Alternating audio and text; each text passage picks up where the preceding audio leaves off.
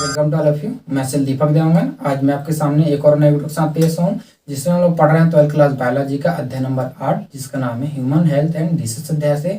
तो आज का जो हमारा टॉपिक है, इस अध्याय के अंतर्गत 14वां नंबर का टॉपिक रहेगा, जिसमें आज हम लोग पढ़ेंगे बी लिम्फोसाइट के बारे में।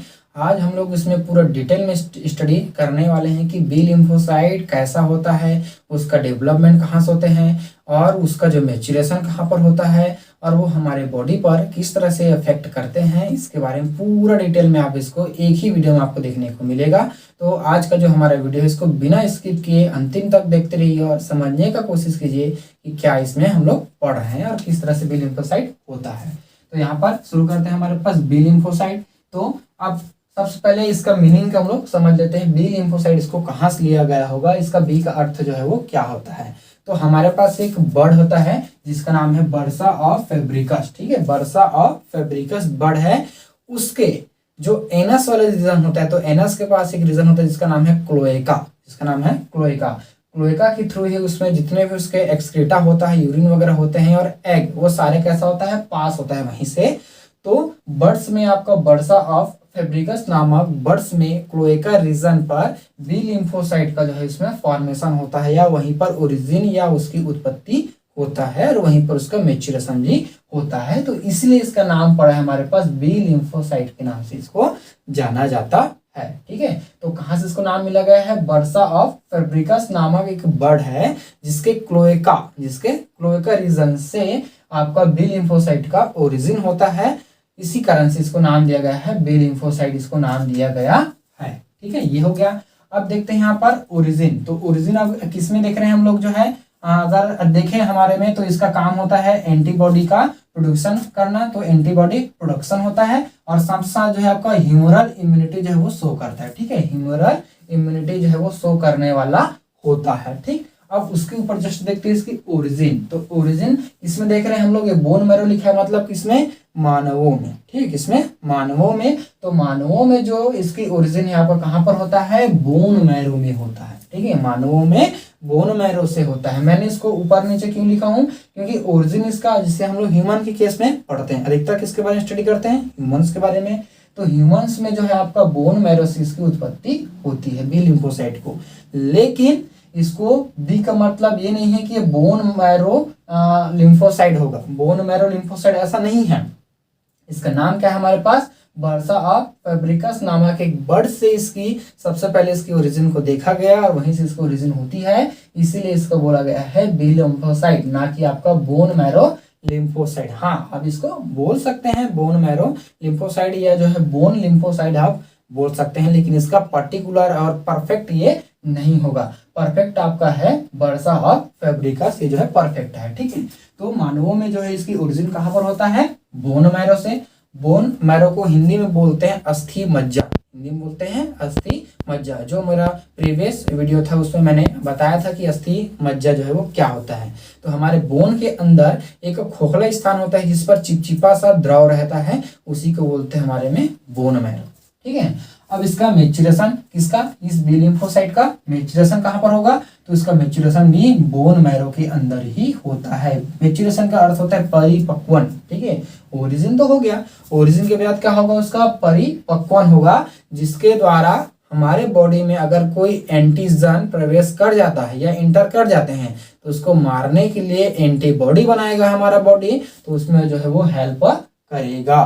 ठीक है, अब देखते हैं कि अलग अलग स्टेजेस में इसका डेवलपमेंट और इसका ओरिजिन कैसे होता है। तो जैसे कि एम्ब्रियोनिक स्टेज है, किसका एम्ब्रियोनिक स्टेज होगा, बर्ड्स का एम्ब्रियोनिक स्टेज है। तो एम्ब्रियोनिक स्टेज में आपका योक सैक से होता है, योक सैक से। ठीक है, योक पित्त जो रहता है उसी से इसकी ओरिजिन जो है वो होता है।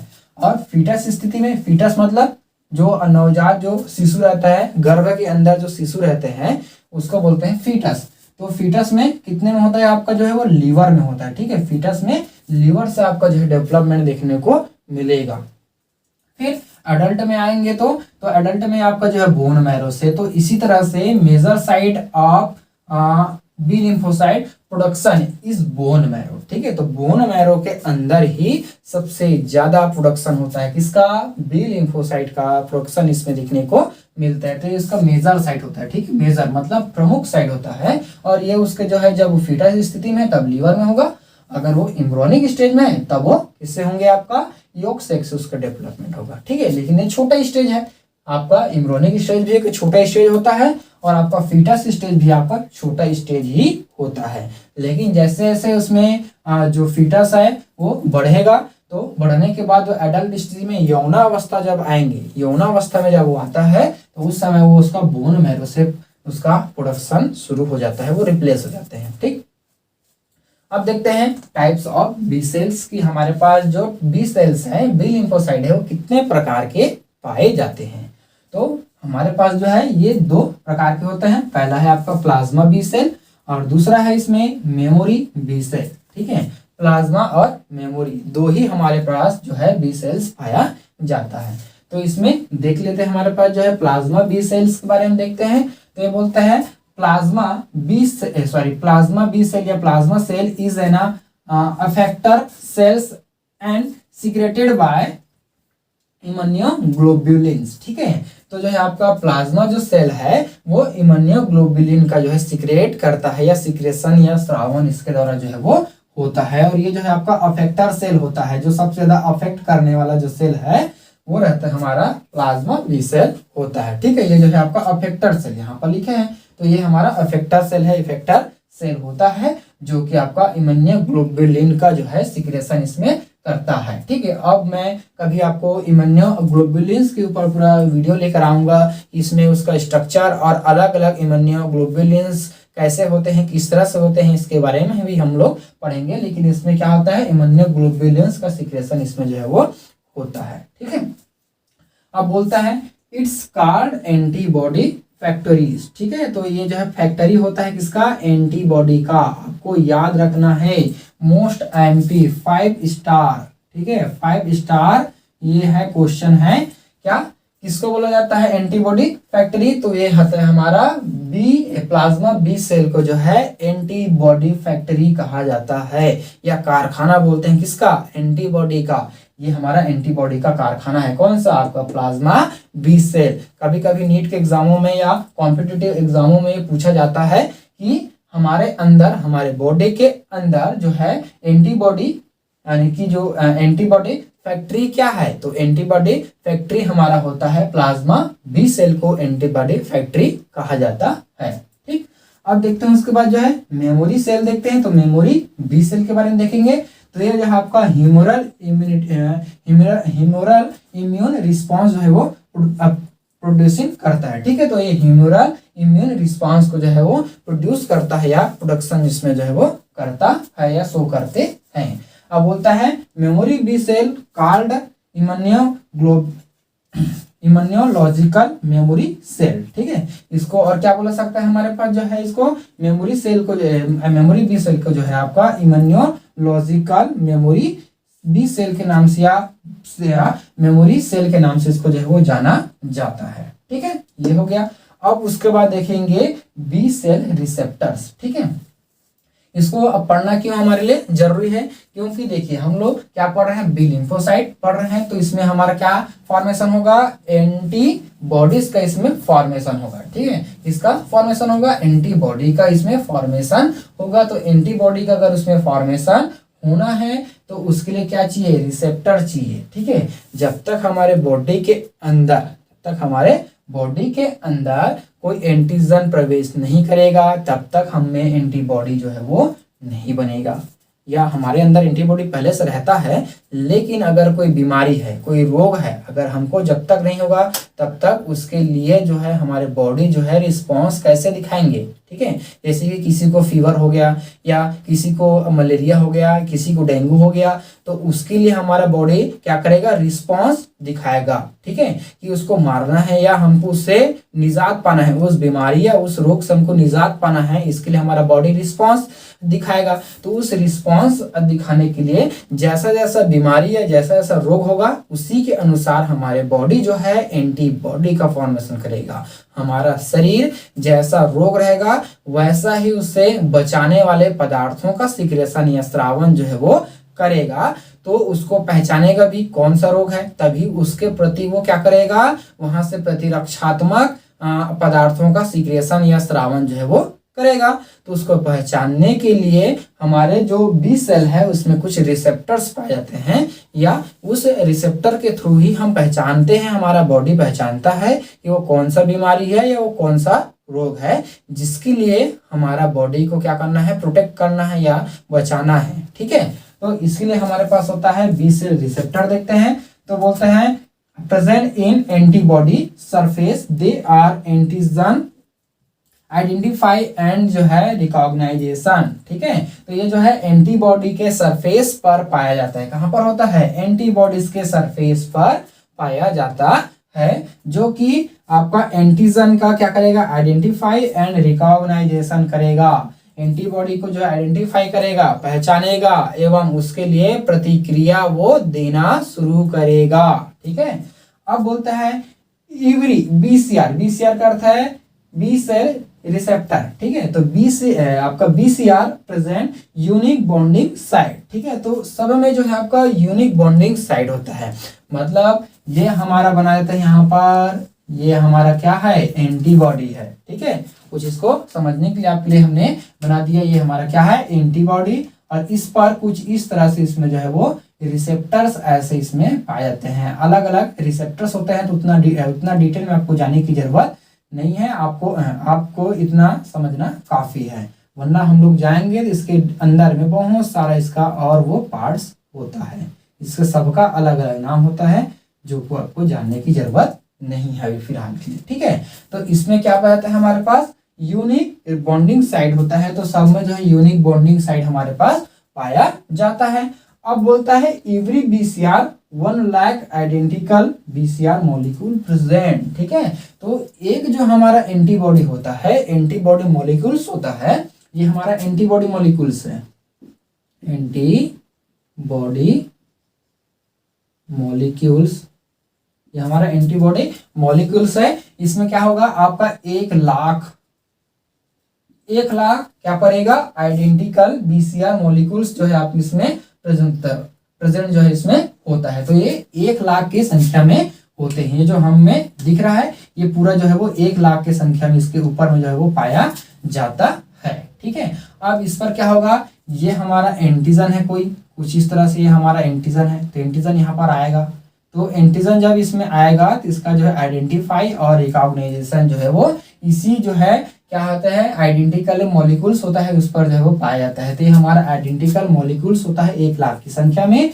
और ये हमारा एंटीबॉडी है, तो एंटीबॉडी मॉलिक्यूल्स पर जो है वो 1 लाख की संख्या में आइडेंटिकल बीसीआर मॉलिक्यूल्स इसमें जो है वो पाया जाता है। ठीक है, इसके आइडेंटिफाई होने के बाद ही हमें उसका क्या होगा, उस बीमारी या उस रोग के प्रति हमको रिस्पांस वो हमारा बॉडी देता है। चलिए, तो उसके बाद इसमें देखते हैं इसका बी सेल का मैच्योरेशन इसमें किस तरह से होता है। बी सेल का ओरिजिन हो गया, प्रोडक्शन हो गया, उसके बाद इसका मैच्योरेशन कैसे होता है इसके बारे में देखेंगे। तो इसके जो है आपके पास 3 स्टेप में जो है वो होता है। पहला होगा इसमें क्लोनल सिलेक्शन होगा, दूसरा होगा आपका इफिनिटी मैच्योरेशन होगा, और तीसरा होगा इसमें क्लास स्विचिंग होगा। ठीक है, तो इन तीनों के बारे में किस तरह से कैसा होगा उसके बारे में इसमें देखेंगे। अब बोलता है पहला नंबर देखते हैं इसमें क्लोनल सिलेक्शन। क्लोनल का अर्थ होता है, क्लोन मतलब होता है कॉपी तैयार करना। ठीक है, क्लोन का अर्थ होता है कॉपीज में तैयार करना, या उसी के जैसे जस्ट उसके जैसे ही इसमें जो है वो कॉपी बनाना, क्लोन करना, या इसी बोल सकते हैं हम लोग फोटो कॉपी निकालना। तो इसमें होगा क्या, हमारे पास क्लोनल सिलेक्शन। इसमें देखते हैं selection bye antigen in millions of lymphocyte. ठीक है, तो एंटीजन जो है वो कितने, हमारे पास हजारों या लाखों के संख्या में जो हमारे पास लिम्फोसाइट है उसका सिलेक्शन कौन करेगा, यही जो एंटीजन रहता है वो सिलेक्शन करता है। ठीक है, अब बोलता है selecting lymphocytes is self cloning in increase in numbers. ठीक है, तो ये जो है क्या होगा, सेल्फ क्लोनिंग करेगा, और सेल्फ क्लोनिंग करने के बाद जो अपने नंबर्स में जो है वो इंक्रीज करेगा, वो लगातार बढ़वार या वृद्धि उसमें वो करते हुए जाएंगे। तो ये हमारे पास कुछ क्या हमारा है, लिम्फोसाइट्स है, ये हमारे पास क्या है, लिम्फोसाइट्स है। अब इस लिम्फोसाइट्स के ऊपर में क्या पाते हैं, आपका रिसेप्टर होते हैं, जैसे हमने पढ़े थे भी रिसेप्टर्स के बारे में। तो ये क्या है हमारा, ये रिसेप्टर्स है। ठीक है, बीसीआर रिसेप्टर है, तो ये हमारा एंटीजन है। ठीक है। तो ये एंटीजन क्या करेगा, किसी बहुत सारे जो हमारे पास लिम्फोसाइट रहेंगे उसमें से किसी एक को जो है उसमें चयन वो करेगा। तो उसने किसको किया है, इस वाले को जो है वो चयन किया, फिर यहाँ पर आकर कैसा हो गया, बाइंड हो गया। तो बाइंड होने के बाद जो है ये कैसा हो गया हमारे पास, बाइंड मतलब एंटीजन बाइंड क्या है, लिम्फोसाइट। ये हमारा केवल पहले लिम्फोसाइट था, अब उसमें एंटीजन के बाइंड होने के बाद ये क्या बन गया हमारे पास, एंटीजन बाइंड लिम्फोसाइट्स हो गया। ठीक है, अब ये आगे जाकर क्या करेगा, अपने कॉपीज में जो है वो बढ़ेगा। तो ये रहा उसके कॉपीज इसमें तैयार होगा। हमने यहाँ पर 2 ही इसमें बनाए, इससे बहुत ज्यादा वो कॉपीज में वो बनता है, जिससे इन कॉपीज से हमारे पास जो है वो एंटीबॉडी प्रोडक्शन होता है। तो ये इतने सारे हमारे पास एंटीबॉडी का प्रोडक्शन जो है देखने को मिलता है। तो ये हमारा क्या है, क्लोनल सिलेक्शन। ठीक है, तो ये पहला स्टेप इसका पूरा हुआ, किसका, बी सेल का मैच्योरेशन का पहला स्टेप पूरा। फिर दूसरा देखते हैं, इसमें आपका इफिनिटी मैच्योरेशन देखेंगे। तो इसमें क्या बोलता है, इफिनिटी मैच्योरेशन बी सेल द्वारा जो है एंटीजन के लिए एंटीबॉडी प्रोड्यूस करने की प्रक्रिया है। ठीक है, इफिनिटी जो मैच्योरेशन है बी सेल द्वारा एंटीजन के लिए एंटीबॉडी प्रोड्यूस करने की एक प्रक्रिया होती है। ये जो हमारा एंटीजन है तो उस एंटीजन के लिए एंटीबॉडी प्रोड्यूस करने की एक प्रक्रिया होता है। मान ले कोई हमारा ये एंटीजन है, ये एंटीजन जो है यहाँ पर आकर ये जो हमारा पर्सन उस पर आकर इसका इफेक्ट ऐसा हुआ है, तो इसी एंटीजन के द्वारा एंटीबॉडी यानी कि एंटीजन जब जुड़ने के बाद एंटीबॉडी प्रोड्यूस करने की एक प्रक्रिया होता है, ऐसा इसने कहा। जो एंटीजन के प्रति आपका क्या करेगा, इंक्रीज इफिनिटी जो है वो शो करेगा। जो एंटीजन रहेगा उसके प्रति जो है वहां पर हमको बचाव युक्त या अफेक्टिव शो करेगा, उसके लिए अफेक्टिव शो करेगा, अफेक्ट जो है इंक्रीज होगा। अगर कोई बैक्टीरिया या वायरस हमें इफेक्ट किया है तो उसके इफेक्ट को कम करने का काम ये जो है वो करेगा। ठीक है, अब आता है हमारे पास जो है क्लास स्विचिंग देखेंगे। क्लास स्विचिंग का अर्थ होता है हमारे पास क्लोनल सिलेक्शन हो गया, क्लोन हमारे पास तैयार हो गए, उसके बाद आपका एफिनिटी मैच्योरेशन हो गया, मतलब जिस बीमारी के लिए, जिस रोग के लिए हमने उसको बना रहे थे या हमारा बॉडी हम बन रहा था वो भी हमारा हो गया, इंक्रीज हो गया, नंबर्स में बढ़ गए, हमारा एंटीबॉडी वो नंबर्स में बढ़ गया है, पहले कम था अब ज्यादा हो गया। अब उसके बाद उसका क्लास का स्विचिंग होगा, मतलब 2 प्रकार के हमारे पास सेल था, एक प्लाज्मा सेल और एक था हमारे पास मेमोरी सेल। तो उसमें कैसे डिवाइडेशन होगा, कैसे दोनों अलग होंगे, ये हमको देखना है, किसमें, क्लास स्विचिंग में देखना है। तो क्या बोलेगा, एक इम्यूनोलॉजिकल प्रोसेस जिसके थ्रू बी सेल्स का एंटीबॉडी प्रोड्यूस एक वर्ग से दूसरे वर्ग में बदल जाता है, एक वर्ग से दूसरे वर्ग में जो है वो बदल जाएगा। तो किस में वो बदल रहा है, हमारे पास IgM था तो IgG में वो जो है वो बदल रहा है। ठीक है, एफिनिटी शो किया, तो एफिनिटी शो के बाद जो क्लास स्विचिंग के तहत जो है उसमें चेंजेस होंगे। इसके बाद हमारा जो बी सेल है वो डिफ्रेंशिएट होगा, तो इसी के अंदर ही वो आता है, क्लास स्विचिंग के अंदर ही आता है, लेकिन हम उसको थोड़ा सा अलग टॉपिक में और पढ़ेंगे, तो मैंने उसको बता दिया था। तो इसमें और क्या हो रहा है, IgM से IgG में जो है वो चेंज हो, मतलब इम्यूनोग्लोबुलिन जो है इसमें परिवर्तित होता है। अब उसके बाद देखेंगे B cell activation and differentiation. ठीक है, तो बी सेल एक्टिवेशन एवं डिफरेंशिएशन कैसे इसमें होता है, तो बोलता है हमारे पास interaction between antigen and membrane bound antibody on a mature B cell. ठीक है, तो इसमें क्या होगा, इंटरेक्शन होगा किसके बीच, एंटीजन और उस मेम्ब्रेन, एंटीजन और जो हमारे पास एंटीबॉडी जो है उसके जो ऊपर में जो बॉन्डिंग साइड है उसके बीच जो है अट्रैक्शन होगा, इंटरेक्शन होगा, दोनों मिलेगा, उसके जो है आपका जो है मैच्योर बी सेल का इसमें प्रोड्यूसन होगा। ठीक है, फिर उसके बाद क्या बोलता है दूसरा नंबर इसमें, इंटरेक्शन टी सेल एंड माइक्रोफेगस। ठीक है, इंटरेक्शन टी सेल एंड माइक्रोफेगस, इसी के हम लोग जानते हैं कि बी सेल और टी सेल का प्रोडक्शन हमारा बोन मैरो के द्वारा ही होता है। लेकिन बी सेल का मैच्योरेशन उसी बोन मैरो में होता है, लेकिन टी सेल का मैच्योरेशन बाहर होता है, बाहर जगह पे होता है, जैसे कि हमारा जो थाइमस है वहां पर होता है। तो क्या बोले इसमें इंटरेक्शन टी सेल एंड माइक्रोफेगस, ठीक है। तो टी सेल्स के बीच इंटरेक्शन माइक्रोफेगस और टी सेल के बीच जब इंटरेक्शन होगा तो कैसे होंगे उसको बोला है इसमें।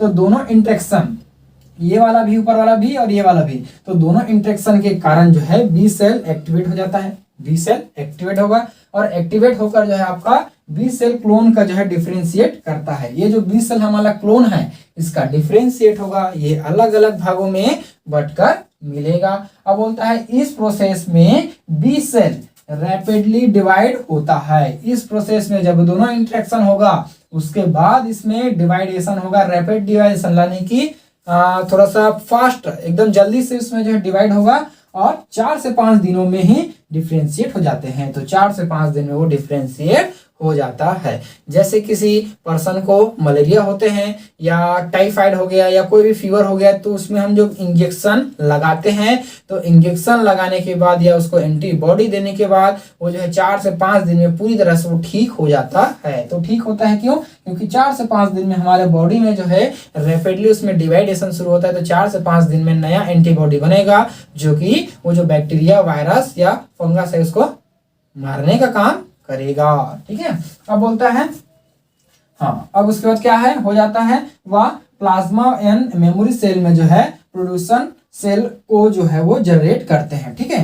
तो जो है प्लाज्मा और मेमोरी सेल का पॉपुलेशन जो है इंक्रीज करता है, उसका जनरेशन जो इसमें होता है। अब देखते हैं उसके बाद एक सिंपल से इसका फ्लो चार्ट, की फ्लो चार्ट में इसको किस तरह से समझाया और जा सकता है। चलिए तो फ्लो चार्ट के थ्रू आप थोड़ा सा समझने, मतलब इसका पूरा सार को निकालते हैं कि इसमें किस तरह से होता है। तो देखते हैं हमारे पहले बोलता है रिकॉग्नाइजेशन या रिकॉग्नाइजेशन ऑफ एंटीजन। ठीक है। तो पहले क्या करेगा, रिकॉग्नाइज करेगा, उसकी पहचान करेगा एंटीजन और कौन सा एंटीजन है। फिर उसके बाद जो है आपका clonal selection of B cells, तो बी सेल का क्लोनल सिलेक्शन होगा। साथ ही साथ उसके बाद क्या होगा इसमें टी सेल इंडिपेंडेंट एक्टिवेशन। ठीक है। टी सेल क्या होगा, इंडिपेंडेंट जो है एक्टिवेट होगा। उसके बाद क्या बोलता है T cell dependent activation, T cell का डिपेंडेंट एक्टिवेशन होगा। फिर होगा इसके बाद है आपका प्रोफेक्शन होगा।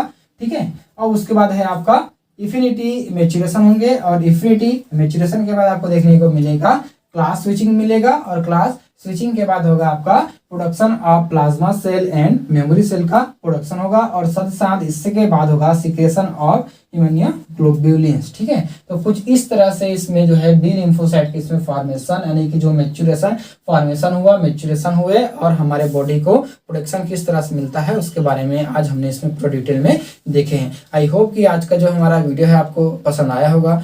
देखते रहिए हमारा यूट्यूब चैनल। धन्यवाद, थैंक यू।